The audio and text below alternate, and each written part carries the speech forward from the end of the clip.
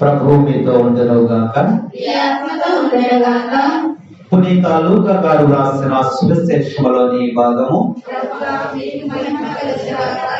3వ అధ్యాయము 1 నుండి 6 వచనాలు.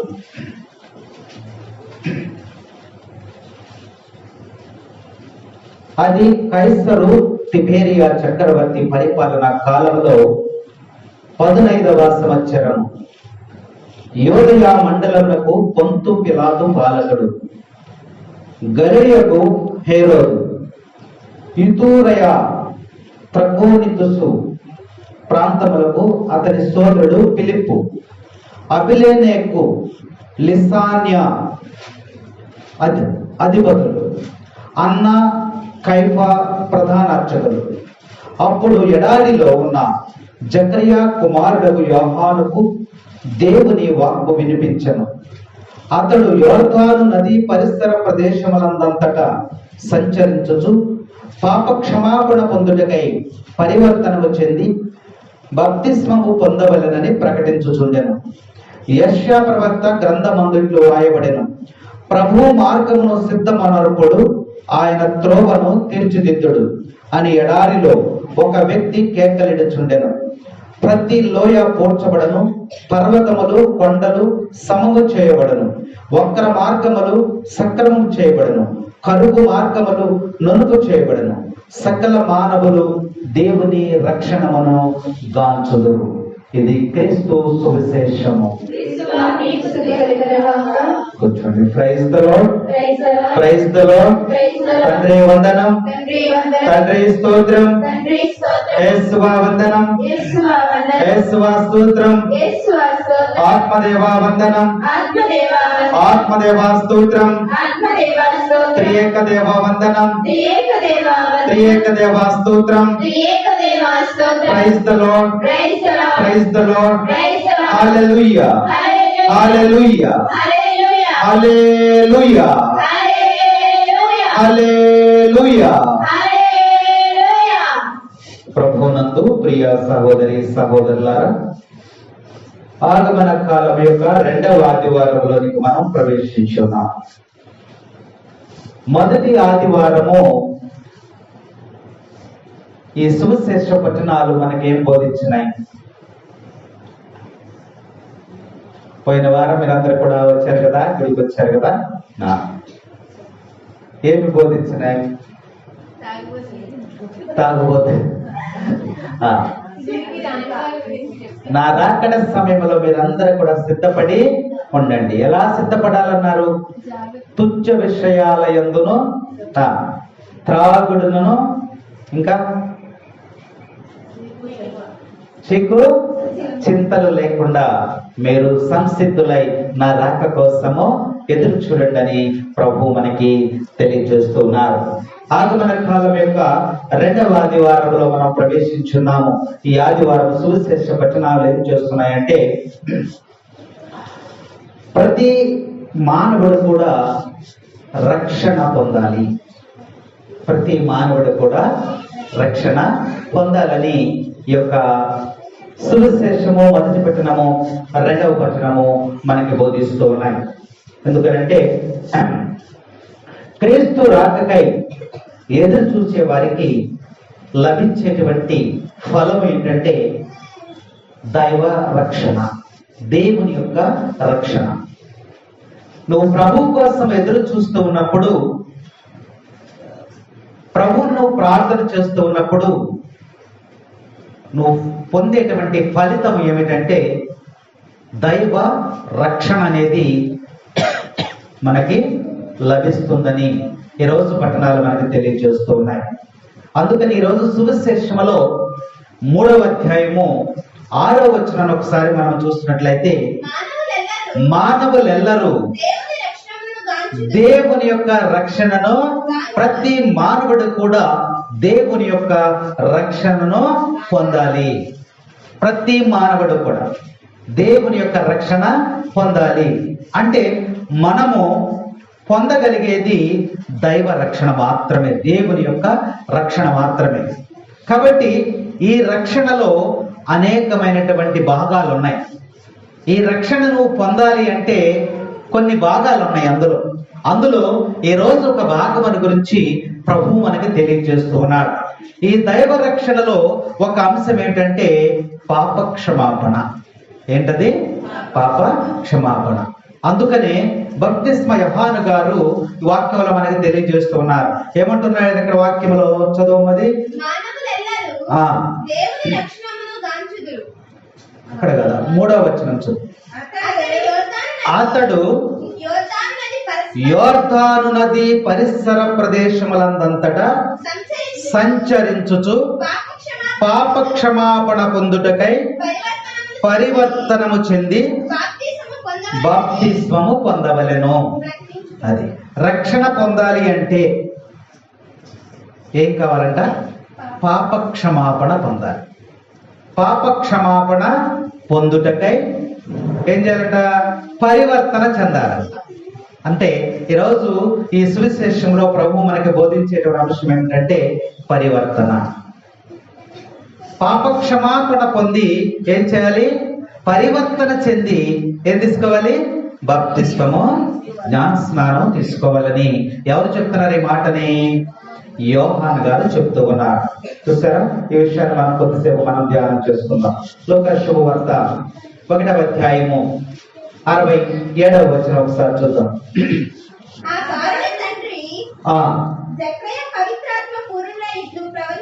ఆ బాలుని తండ్రి. ఏ బాలుడు? ఏ బాలుడమ్మా? యోహాను గారు. ఆ బాలుని తండ్రి పవిత్రాత్మ పూర్ణుడై ఇట్లు ప్రవచించారు. ప్రభువైన ఇశ్రాయేలు దేవుడు స్తుతింపబడును గాక. ఏలయనా ఆయన 72వ వచనం చదువు. పాప క్షమాపణ మూలమున రక్షణ కలుగునని ప్రజలకు తెలియజేయుటకు ఆయనకు ముందుగా వెళ్ళదువు.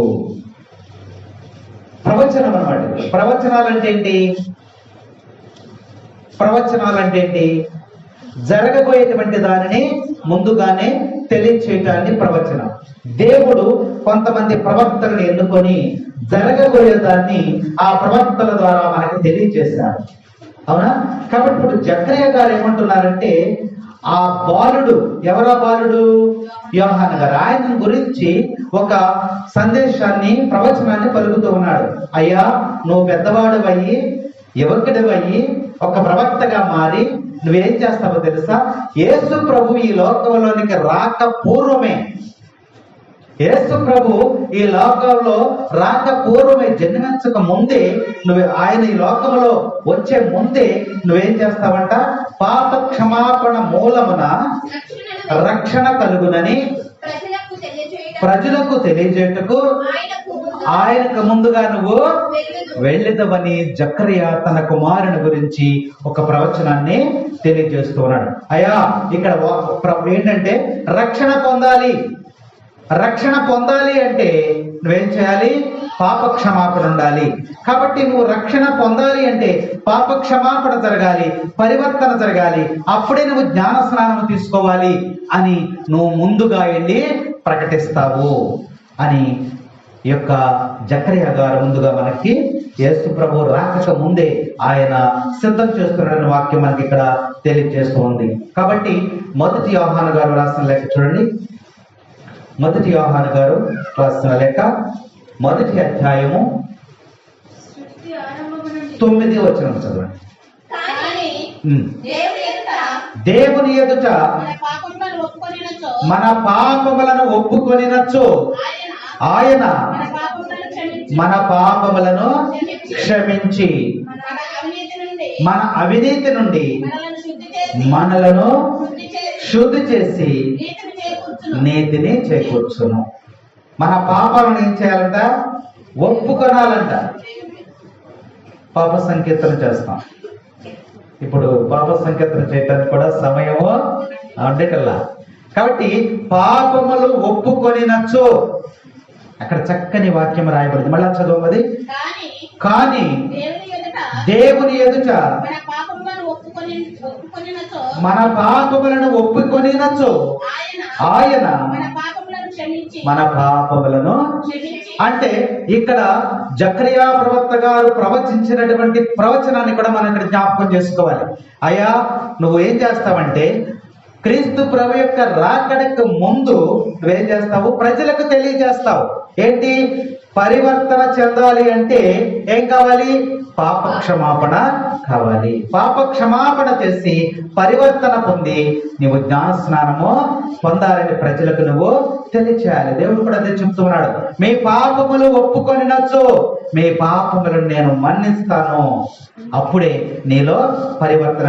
సామెత గ్రంథం చూడు, సామెత గ్రంథము 28వ అధ్యాయము 11వ వచనం ఒకసారి మనం జ్ఞాపకం చేసుకుందాం. తన పాపములను కప్పి పెట్టుకున్నవాడు బాగుపడడు. ఆ పాపములను ఒప్పుకొని వారిని పరిత్యజించువాడు దేవుని యొక్క దయను praise the lord, praise the Lord, hallelujah, hallelujah. పాపములను కప్పి పెట్టుకున్నవాడు బాగుపడడు, వర్ధిల్లడంట వాడు. పాపములను కప్పి పెట్టుకునేవాడు, వాటిని విడిచిపెట్టేవాడు దేవుని యొక్క దయ, దేవుని యొక్క కనికరమును పొందుకుంటాడని ఈరోజు రక్షణ పొందడం గురించి దేవుడు మనకి తెలియజేస్తూ ఉన్నాడు. పాపం ఒప్పుకొనినచో నువ్వు కప్పి పెట్టుకుంటే ఎంతకాలం కప్పి పెడతావు? నువ్వు ఒక సంవత్సరం కప్పి పెడతావా? 2వ సంవత్సరం అనేది బయటపడుతుంది. ఒక పిల్లవాడంట ఒక బొమ్మని దొంగతనం చేశాడు. పక్కింటి పిల్లల దగ్గరికి ఆడుకుంటాకి వెళ్ళాడు. ఆడుకుంటాకి వెళ్తే ఆ పిల్లవాడు ఏం చేశాడంటే ఆ పిల్లకి ఒక బొమ్మను కొనిచ్చారు వాళ్ళ తల్లిదండ్రులు. ఈ బొమ్మలో సౌండ్ రావట్లేదని చెప్పి వాళ్ళు ఏం చేశారు, అందులో కొన్ని ధాన్యపు గింజలు వేశారు, ధాన్యం వేశారు. వేసినప్పుడు మోగిస్తే ఏమవుతుంది? చక్క సౌండ్ వస్తుంది, పిల్లలు చక్కగా ఆడుకుంటుంది. ఇట్లా ఆడుకుంటా ఉండగా ఈ పక్కింటి పిల్ల ఆ పిల్లతో పాటు పిల్లడితో పాటు పిల్లతో పాటు ఆడుకుంటున్నాడు. ఆడుకుని ఏం చేశాడు, ఒకరోజు ఆ బొమ్మని దొంగిలించాడు. దొంగిలించి ఇంటికి తీసుకొచ్చేసి దాచేసుకున్నాడు. ఇక్కడ బొమ్మ పోయిందని వీళ్ళందరూ కూడా ఇంటి దగ్గర ఎత్తుకుతున్నారు. అరే బొమ్మ పోయింది, అరే నువ్వు తీసావంటే ఈడేమంటున్నాడు, నాకు తెలియదు. ఏం చేశాడు, దీన్ని కప్పు పెట్టాడు అనమాట. అది చెప్పకుండా దాన్ని దాచి ఉంచిన తర్వాత ఈడేం చేశాడు, ఆ బొమ్మ కోసం వాళ్ళు ఎత్తుకుతా ఉంటే వీడికి భయం వేసి, ఎరా నువ్వు తీసావో బొమ్మ వాళ్ళ అమ్మ అడుగుతుంటే వాళ్ళ అమ్మ కొడతదేమని చెప్పి ఈ బొమ్మను ఏం చేసిండు వాడు, ఆ వాకిలి పక్కనే చిన్న గొయ్యి తీసి అందులో కప్పెట్టి మట్టేసాడు. ఇప్పుడు అది ఎవరికి కూడా కనపడదు. ఈ తప్పుని ఏం చేశాడు, మట్టేసి పూడ్చేశాడు. బొమ్మ ఎవరికి కూడా అంత చిక్కలేదు. ఆ బొమ్మ ఎక్కడ ఉందో ఎవరికి తెలుసు, వాడు ఒక్కడికే తెలుసు. పాతి పెట్టేశాడు. నేను పాతి పెట్టేశాను కదా, ఇక దీనికి ఎవరికి తెలియదు అని అలా వదిలేశాడు. వీళ్ళమ్మ రోజువారీగా చక్కగా వాకిలు ఉడుచుకుంటా కళ్ళాపు కొట్టుకుంటా ఇలా జరుగుతూ ఉంటే ఆ తడి, ఆ నీళ్లు ఆ బొమ్మ దగ్గర ఉన్న గింజలకి తగిలి కొన్ని రోజులకి మొలకలు వచ్చినాయి. మొలకలు వచ్చిన తర్వాత ఇదేంటి ఒక్కచోట ఎంత గుర్తుగా నారు కలిసింది, ఇక్కడ మనం గింజలేదు ఏమీ లేదు, పీకేద్దామని వాళ్ళ అమ్మ కొన్ని రోజుల తర్వాత వెళ్ళి ఆ నారు మొత్తం పట్టుకుని పీకితే ఏమొచ్చింది, బొమ్మ బయటికి వచ్చింది. కాబట్టి ఈ బొమ్మని ఇక్కడ దాల్సింది ఎవరని అప్పుడు తీస్తే ఈడేం చేశాడు, అమ్మ మీరు కొడతారని చెప్పి నేను ఆ బొమ్మను అక్కడ పాతి పెట్టాను. ఎవరు బయట పెట్టారు? దానంతటదే కొన్ని రోజుల తర్వాత ఆ పాపము బయటికి వచ్చేస్తుంది. Praise the lord, praise the lord. అందుకని పాపములను కప్పి పెట్టుకున్నవాడు బాగుపడడు, వర్ధిల్లడు. పాపములను విడిచిపెట్టినప్పుడు ఏం జరుగుతుందమ్మా? దేవుని యొక్క దయను నీవు పొందుకుంటావు, రక్షింపబడతావు. అందుకనే పాపములను ఒప్పుకోవాలి. ఒకడు దొంగతనం చేశాడంట, వాకింగ్ కన్నా ఇవే బాగుంటాయి మనకి, అవునా? బాగుంటాయి అంట, ఆది లక్ష్యం ఉంటుంది. ఒకడు దొంగతనం చేశాడు. దొంగతనం చేసి ఒక దేవాలయం ఉందంట, అక్కడ హుండీలు కూడా దొంగతనం చేస్తున్నారు కదా ఇప్పుడు.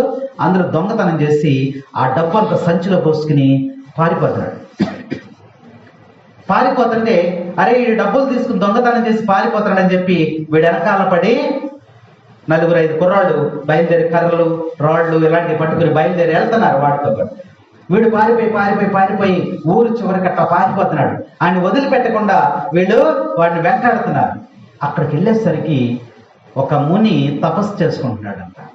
గబగబా ఇంట్లోకి తపస్సు చేసుకుని ఆ మందిరంలోకి వెళ్ళిపోయి అయ్యా నన్ను వాళ్ళు చంపటానికి వస్తున్నారు, వాళ్ళు నన్ను కొడతానికి వస్తున్నారు అన్నప్పుడు, మరి ఏంటి నువ్వేం చేసావు, నిన్నెందుకు కొడుతున్నారు వాళ్ళు అడిగినప్పుడు, అయ్యా నేను అక్కడ డబ్బులు దొంగతనం చేశాను, ఆ డబ్బులు నా దగ్గర ఉన్నాయి, అవి వాటి కోసం వాళ్ళు నా వెంట వస్తూ ఉన్నారు, కాబట్టి నన్ను పక్కన దాచిపెట్టాయా అన్నాడు. అప్పుడు అన్నాడు కుదరదు, అది నిన్ను వాళ్ళు ఎందుకు తరుముకుంటూ వస్తున్నారంటే నీవు దొంగతనం చేసి నీ దగ్గర ఉన్న ధనము కోసం వాళ్ళు వస్తూ ఉన్నారు. నిన్ను నేను రక్షించడము అది మంచి పద్ధతి కాదు. అయితే నువ్వేం చేయాలంటే బయటికి వెళ్ళి నీ దగ్గర ఉన్న దొంగతనం చేసిన డబ్బుల మూటని నువ్వు దారిలో ఇసిరేసి నువ్వు వచ్చేసేయి, నువ్వు రక్షింపబడతావు అని చెప్పినప్పుడు వెంటనే వాడు ఏం చేశాడు, ఆ డబ్బుల మూటను తీసుకెళ్ళి దారిలో అక్కడ ఇసిరేసి లోపలికి వచ్చినప్పుడు ఈయన భద్రంగా ఇక్కడ దాచుకున్నాడు. వాళ్ళు వచ్చి ఆ ధనమును తీసుకుని వెళ్ళిపోయాడు. వాడు రక్షింపబడ్డాడు. లేకపోతే దొంగల చేతిలో వాడు వచ్చినటువంటి వారి చేతిలో ఆ దొంగ ఏమైపోయేవాడు, చనిపోయేవాడు, కొట్టేసేవాడు. కాబట్టి వాక్యం మనకు చెబుతుంది, నీ పాపమును కప్పి పెట్టుకొనినచో నువ్వు వర్ధిల్లవంటే ధనము ధాన్యము డబ్బులు ఆస్తులు అంతస్తులు, ఆత్మీయమైనటువంటి స్థితిలోనికి నువ్వు చేరుకో. నిత్య జీవాన్ని నువ్వు పొందలేవు. పాపమంతా కూడా నీలో గూడు కట్టుకుని ఒక స్థిర నివాసం ఏర్పాటు చేసుకున్నప్పుడు నువ్వు ఆత్మీయంగా నువ్వు ఎదగలేవు. కాబట్టి నీ పాపములు ఒప్పుకున్నట్లయితే నీ ప్రేమ కలిగినటువంటి దేవుడు ఏం చేస్తాడంటమ్మా, నిన్ను క్షమిస్తాడు. క్షమించి నీ మీద కనికరమును దయను చూపిస్తాడు. చూస్తారా, వాడి చేతిలో ఆ దొంగతనం డబ్బున్నంత సేపు కూడా ఆ తపస్సు చేసేటువంటి ముని ఏం చేశాడు, ఆయన కాపాడాల. నువ్వు ఎప్పుడైతే దాన్ని విడిచిపెడతావో, దాన్ని విడిచిపెట్టి నీవు రక్షింపబడతావు. అని ఎలా రక్షింపబడ్డాడో అలాగే దేవుని యొక్క దయ, దేవుని యొక్క కనికరము మన మీద ఉంటుందని వాక్యం మనకి ఈరోజు హెచ్చరిక చేస్తా ఉంది. అపోస్తల కార్యములు 16వ అధ్యాయం 31వ వచనం ఒకసారి చదువుతాం. అపోస్తల కార్యములు 16వ అధ్యాయము,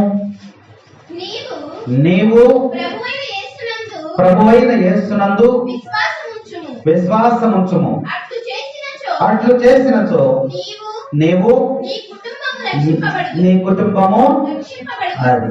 నువ్వెప్పుడు రక్షణ పొందుకుంటావు, దేవుని యందు విశ్వాసం ఉంచాలి. విశ్వాసం లేకుండా నువ్వు రక్షణ పొందలేవు. నువ్వు విశ్వాసం ఉంటే నీవును నీ కుటుంబమును రక్షణ. చూసారు అక్కడ ఏముంది వాక్యం చదువు, రక్షింపబడుదువు. కాబట్టి విశ్వాసం లేకుండా నువ్వు రక్షణ పొందలేవు. కాబట్టి నీవును నీ కుటుంబం కూడా రక్షణ పొందాలంటే ఏం చేయాలమ్మా, దేవుని యందు విశ్వాసం ఉండాలి. మొదటి నుంచి రక్షణ పొందాం. మీరు రక్షణ పొందారా? మీరు రక్షణ పొందారా? నేను రక్షణ పొందామంటారు. రక్షణ అంటే ఏంటమ్మా? ఈసారి మీ దగ్గర మనం అంటారు కదా, అప్పుడు అడగండి, రక్షణ అంటే ఏంటి? దేవుడు కూడా అదే అంటున్నాడు కదా. ఏమంటున్నాడు ఆయన?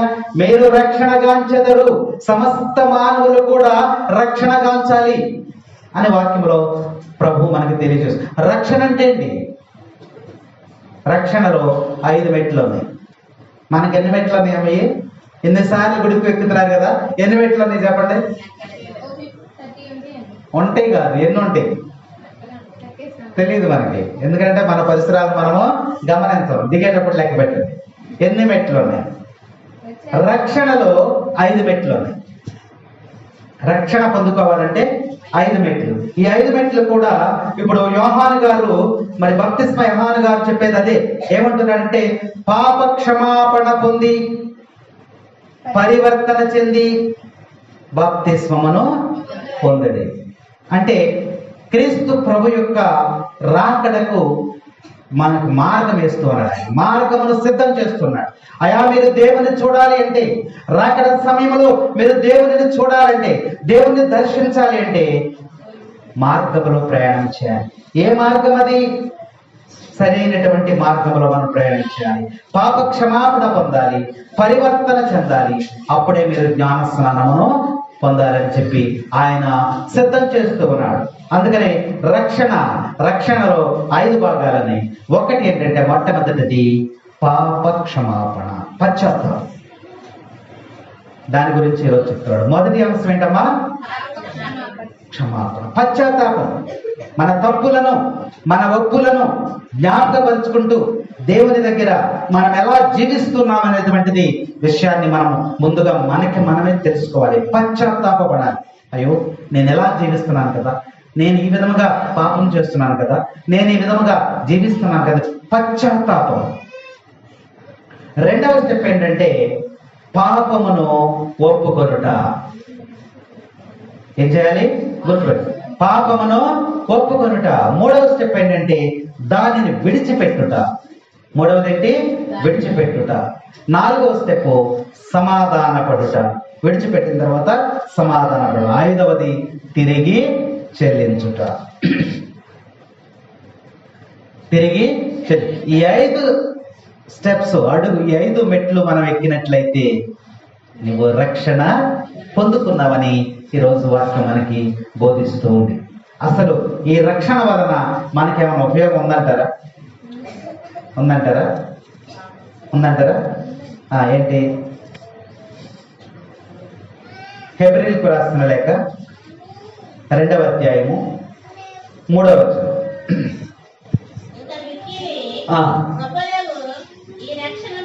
ఈ రక్షణమును సరే కరెక్ట్గా చదవాలి.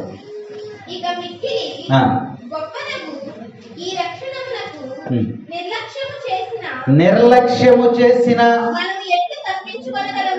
మనము ఎట్లు తప్పించుకోగలము?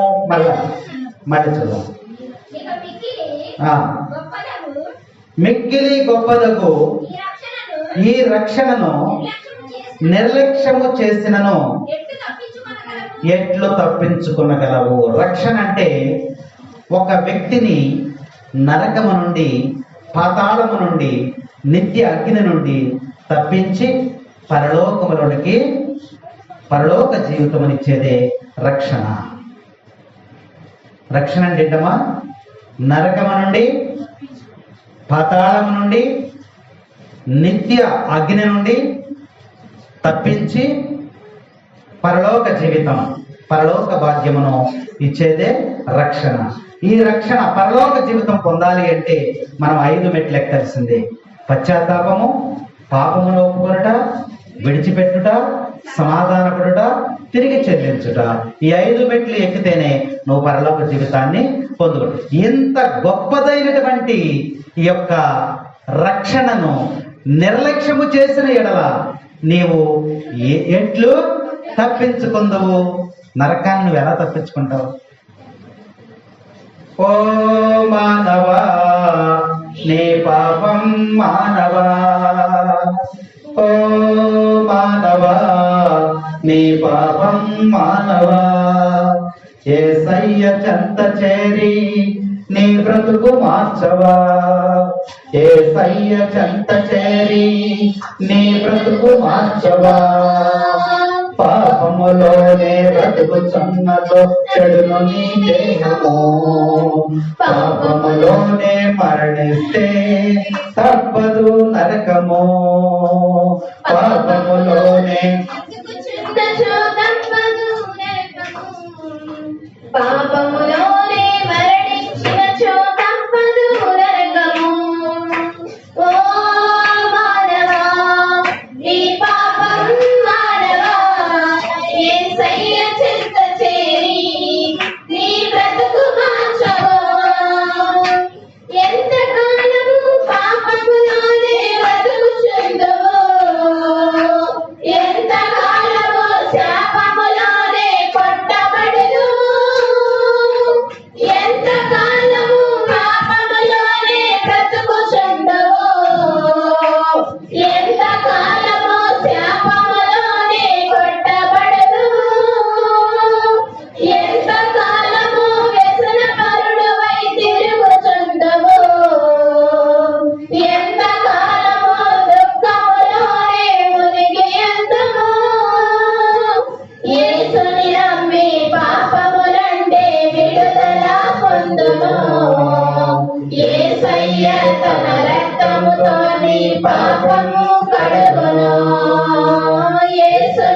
నమ్మి పాపము నుండి విడుదల పొందును. యేసయ్య తన రక్తంతో నీ పాపం కడుగును. మానవా నీ పాపం మానవా, యేసయ్య చెంత చేరి నీ బ్రతుకు మార్చవా. Praise the lord. ఏంటంటే ఇక్కడ రక్షణ గురించి దేవుడు మనకి తెలియజేస్తూ ఉన్నాడు. ఏమంటే ఎంత గొప్పదైనటువంటి రక్షణను నువ్వు నిర్లక్ష్యము చేసి ఎలా తప్పించుకోగలవు? వాక్యం ఈరోజు మనకి హెచ్చరిక చేస్తాం. లూకా సువార్త 3వ అధ్యాయం 3వ వచనం. 3వ వచనం. అతడు యోర్దాను నది ఆ, పరిసర ప్రదేశములంతటా ఆ. సంచరించుచు పాప క్షమాపణకై పొందుటకై పరివర్తన చెందుడి. ఏం చేయాలంట? పరివర్తన చెందుడి. ఇక్కడ చెప్తున్నాడు, యోహాను గారు చెప్తున్నాడు. ఎక్కడ తిరుగుతున్నాడు ఆయన? యోర్దాను నది పరిసర ప్రాంతంలో తిరుగుతూ పాప క్షమాపణకై మీరు పరివర్తన చెందుడి. పరివర్తన, మార్పు రావాలి. మనలో ఏమి రావాలమ్మా? మార్పు రావాలి. ఎన్ని సంవత్సరాలు గతించిపోయినా మనలో మార్పు లేకపోతే ఈ ప్రార్థనలు ఇవన్నీ కూడా వ్యర్థమే. ఒక్క సంవత్సరానికి ఒకటైనా మన జీవితంలో మార్పు రావాలి. కాబట్టి వాక్యం చెబుతుంది, మనము ఉన్న స్థితిలో ప్రభువుని కలుసుకుంటే, ఇప్పటి స్థితిలో ప్రభువును మనం కలుసుకుంటే మనకి తల దించుకోక తప్పదు. అందుకనే నిత్య జీవాన్ని మనం పొందాలి అంటే మరి తల ఎత్తుకుని మనము ప్రభువుని చూడగలగాలి. అందుకనే ఉన్న స్థితిలో ఈ సమయంలో దేవుడు మనకి దర్శనమిస్తే మనకు నిత్య జీవం దొరకకపోగా ఏం జరుగుతుందంట? నిత్య దండన అనేది వస్తుందంటున్నాడు. కాబట్టి మనం ఉన్న స్థితి నుంచి మారాలి. ఎలా మారాలి? ప్రభువు ఒక్కొక్క ఆగమన కాలంలో ఒక్కొక్కటిగా మనకి తెలియజేస్తున్నాడు. పోయినటువంటి ఆగమన కాలంలో అయ్యా మేము ఎలా మారాలి, ఎలా సిద్ధపడాలన్నప్పుడు ఆయన వాక్యంలో చెప్పాడు, తుచ్చ విషయాలలోనూ త్రాగుడుతోనూ చీకు చింతలతో మీ జీవితాన్ని వ్యర్థం చేసుకోవద్దన్నాడు. ఈ రోజు సువిశేషం ఆయన చెప్తున్నాడు, ఎలా మారాలి, మేము ఎలా మారాలి అని ప్రభువుని అడుగుతుంటే ఆయన చక్కగా మనకి తెలియజేస్తున్నాడు. ఎలా మారాలి? సుంకరిలాగా మారాలి. లూకా శుభవార్త 18వ అధ్యాయం 13వ వచనంలో చూసినట్లయితే సుంకరి పశ్చాత్తాప జీవితాన్ని మనం ఒకసారి జ్ఞాపకం చేసుకోవాలి. సుంకరి దూరముగా నిలవబడి ఆకాశం వైపు కన్నులెత్తి సాహసింపక చదివి రొమ్ము బాధ కనుచు, ఓ దేవా ఈ పాపాత్ముని కనికరించును చాలు అని ప్రార్థించను. సుంకరిలాగా పరివర్తన చెందాలని ఎలా మారాలి అంటే ప్రభు వాక్యంలో మనకి తెలియజేస్తున్నాడు. సుంకరిలాగా మారాలి. ప్రభు దగ్గరికి వెళ్ళాడు, దగ్గరికి వెళ్ళడానికి కూడా ఆయన ఇష్టపడలేదు, దూరముగా ఉన్నాడు. ఎందుకనంటే తన స్థితి తనకు తెలుసు, తన పాపి అని తనకు తెలుసు. అయినప్పటికీ కూడా దేవుని దగ్గరికి వెళ్ళడానికి భయపడి దూరముగా ఉండి ఆయన అంటూ ఉన్నాడు, అయా నేను నీ వైపు కన్నులెత్తి చూడటానికి కూడా సాహసింపక ఆయన ప్రార్థన చేస్తూ ఉన్నాడు. నేను పాపిని, నన్ను క్షమించు అని ప్రార్థన చేస్తున్నాడు. అలా పరివర్తన కలిగి జీవించాలి అని వాక్యం మనకి ఆఖర్లు ఏమంటున్నాడు ఆయన? అయా నన్ను కనికరించుము. దేవుని యొక్క దయ ఎప్పుడు వస్తుందంట? ఇంతటి వాక్యాల్లో మనం చెప్పుకున్నాం. ఎప్పుడు వస్తుంది దేవుని దయ? ఎప్పుడు వస్తుందంట? పాపమును నువ్వు ఎప్పుడైతే ఒప్పుకున్నావో అప్పుడు దేవుని యొక్క దయ నీ మీదకి వస్తుంది. కాబట్టి సుంకరి పరిసేయుడు ఇద్దరు కూడా దేవుని దగ్గరికి వెళ్ళి ప్రార్థన చేసినప్పుడు ఎవరి ప్రార్థన దేవుడు ఆలకించాడు? సుంకరి ప్రార్థన. దేవుని దయను పొందినటువంటి వాడు సుంకరి. అలాంటి పశ్చాత్తాప పరివర్తన కలగాలని ఈరోజు మరి యొక్క యోహాను గారు మనకి తెలియజేస్తూ ఉన్నారు. పాప క్షమాపణకై పరివర్తన చెందమంటున్నాడు. పరివర్తన, సుంకరి పరివర్తన చెంది ఇదిగో దేవుని యొక్క దయను పొందాడు. లూకా శుభవార్త 15వ అధ్యాయం 18వ వచనం చదువుమా. తప్పిపోయినటువంటి కుమారుడు ఎక్కడ ఉన్నాడు? నా తండ్రి వద్దకు వెళ్ళి, తండ్రి పరలోకమునకు నీకును ద్రోహము చేసితిని, ఇప్పుడు నేను నీ కుమారుడిని అనిపించుకున్నటకు యోగ్యుడను కాను. పశ్చాత్తాపం ఎలా చేస్తున్నాడు చూడండి. అక్కడ తప్పిపోయినటువంటి కుమారుడు తండ్రి మీద ఎదురు తిరిగాడు, ఆస్తి అంతా పంచుకుని వెళ్ళిపోయాడు, ఆస్తి అంతా కూడా పాడు చేశాడు, నాశనం చేశాడు. చివరికి ఏమంటున్నాడు, నీకును నీ తండ్రికి పరలోకమునకును తండ్రికి నేను విరోధముగా జీవించాను, కాబట్టి నా పాపాన్ని క్షమించమని అడుగు. అలాంటి పశ్చాత్తాప ప్రార్థన, అలాగా తప్పిపోయినటువంటి కుమారుడు మారినటువంటి స్థితిలోనికి మనము మారాలి అని ఈరోజు పరివర్తన గురించి ఆయన తెలియజేస్తూ ఉన్నాడు. మత్తయి శుభవార్త 26వ అధ్యాయము 75వ వచనం ఒకసారి చదువు. మత్తయి శుభవార్త 26వ అధ్యాయము కోడి ఇయ్యకపోతే నీవు 3 సార్లు నన్ను ఎరుగనందుకు అని యేసు చెప్పిన మాట